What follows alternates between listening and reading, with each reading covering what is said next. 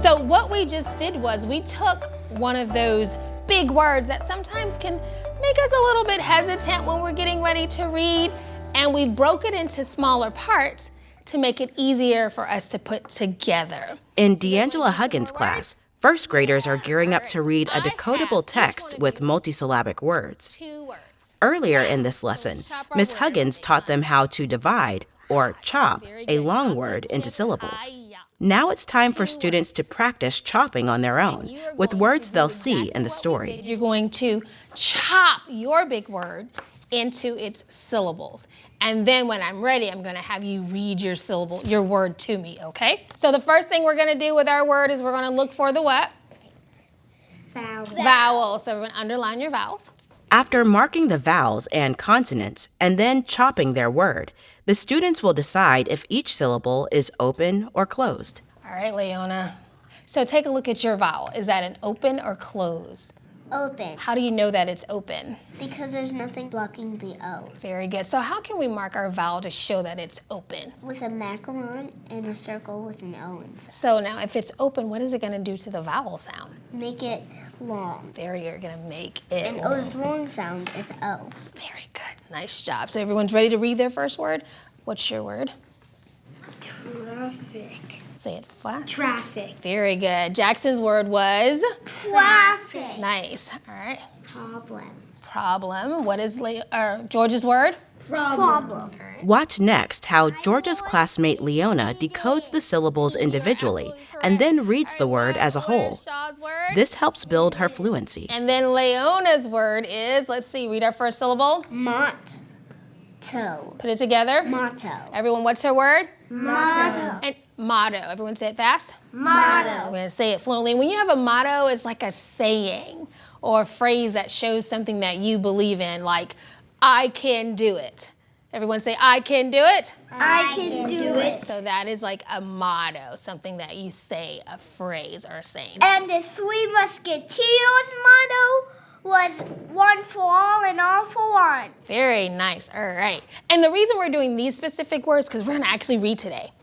We're going to read I know, and these multi-syllable big words are going to be in what we read today. So it's important that we figure them out now so that when we get ready to read, we're able to read without having to spend a lot of time trying to figure out the words. All right. So we're going to read a story. Each step we've seen was intentionally planned by Ms. Huggins in order to set the students up for success when they read their story. What's our title?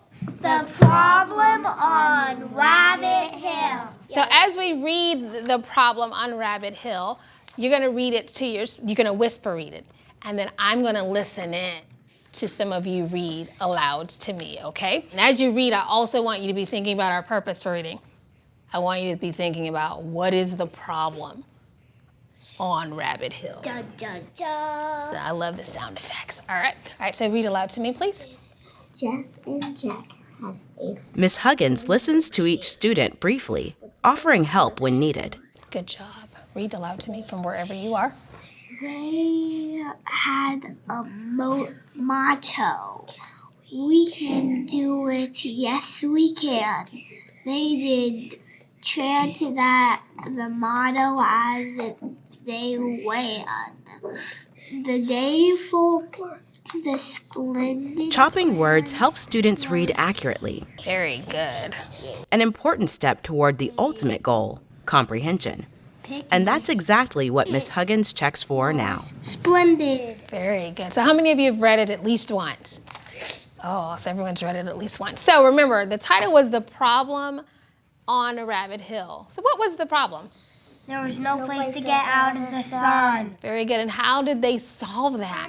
They followed a rabbit under a rock and had their muffin picnic. Good job. So you guys did some really great work today on chopping up those big words and using that strategy when you came to some of those big words in our story, The Problem at Rabbit Hill.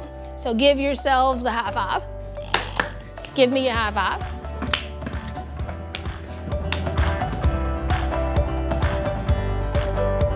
Reading Universe is made possible by generous support from Jim and Donna Barksdale, the Hastings Quillen Fund, an advised fund of the Silicon Valley Community Foundation, the AFT, the Emily Hall Tremaine Foundation, and anonymous donors. Special thanks to Burgess-Peterson Academy and Atlanta Public Schools.